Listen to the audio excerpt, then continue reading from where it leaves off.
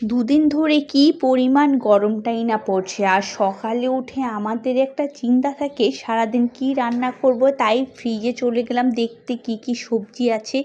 গিয়ে তো দেখলাম মাত্র কয়েকটা সবজি আছে, যেহেতু শুক্রবার হয়ে গেছে কিন্তু বাজার করা হয়নি। আর এই গরমে না একটু মানে শরীর ভালো রাখার জন্য শরবতটা খাওয়াটা খুবই ভালো।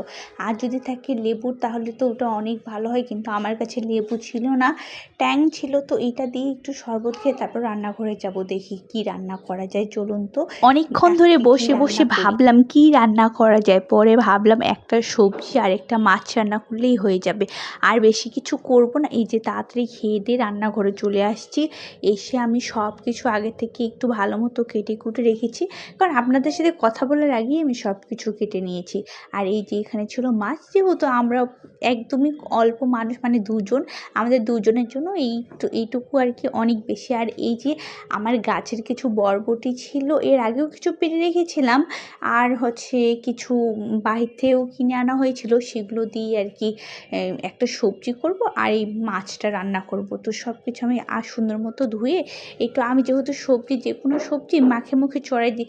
আমাদের বাসায় থাকতে এইভাবে মানে যে কোনো সবজি রান্না করলে দেখবেন হাতে সুন্দর করে মেখে ছড়িয়ে দিত, আর ওটা এত পরিমাণ মজা হতো। শীতকালের সবজিটা তো আরও বেশি মজা। আর আমাদের এখানে কি পরিমাণ হেলিকপ্টার প্লেনগুলো যাওয়া আসা করে, যেহেতু সাইডেই আমাদের পুরাতনিয়ার পোর্ট, যার কারণে এখানে এত পরিমাণ যায় যে ভালো করে ভয়েসটা পর্যন্ত দেওয়া যায় না। আমি এবার এই যে আস্তে আস্তে দাঁড়ান, আমি আপনাদেরকে একটু শব্দটা শোনাচ্ছি।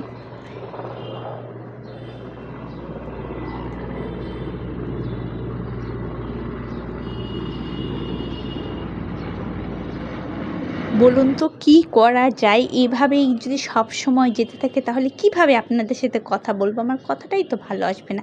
যাই হোক বাদ দেন, আমি এখানে মাছগুলোকে সুন্দর মতো হলুদ, লবণ, হলুদ আর লবণ দিয়ে মেখে নিচ্ছি। মেখে নিয়ে সুন্দর মতো ভেজে নেব। ভেজে তারপরে এটা সবজির মধ্যে দিয়ে দেবো।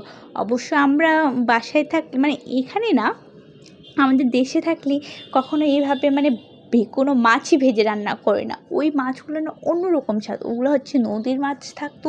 আর এইগুলো যেহেতু ঢাকা শহরে একদম হচ্ছে চাষের মাছ, কোনো রকমের মজা পাবে না যদি আপনি না ভেজে রান্না করেন। এত পরিমাণে একটা গন্ধ বের হয়, যার কারণে সুন্দর মতো ভেজে তারপরে রান্না করতে হয়। এই পাশে আমার সবজিটা ছিল, যেটা আমি মেখে মুখে একদম সুন্দর মতো চড়িয়ে দেবো। ভাবছিলাম একটু ভর্তা করব, কিন্তু আজকে এত পরিমাণ মানে ব্যস্ত যে কাজের বুয়াও এখন পর্যন্ত আসে নাই, যার কারণে আমি আর কি ভাবছি বিকালে করব। বিকালে বলতে রাতে করব। রাতে করলে একদম সুন্দর মতো রাতের খাওয়াটাও হবে, আর আমার এদিকে ভর্তা অনেক সুন্দর। যেহেতু আপনার ভর্তার রেসিপিগুলো এত পছন্দ করেন, আর যারা যারা লাইক কমেন্ট শেয়ার কিচ্ছু করে না, তাদেরকে কি বলবো, তারা ভিডিও দেখে না, আচ্ছা সমস্যা নেই, করবেন এক সময়, যে সময় হয়তো বা আমার ফ্যান ফলোয়ার অনেক বেশি হয়ে যাবে। আর এই যে এইদিকে আপনাদের সাথে কথা বলতে বলতে আমার রান্নাও হয়ে গেছে, আর এই পাশে আমার সবজি হয়ে গেছে। তাহলে আজকে এ পর্যন্ত, এখন যে দুপুরে খাওয়া দাওয়া করি। আল্লাহ হাফেজ।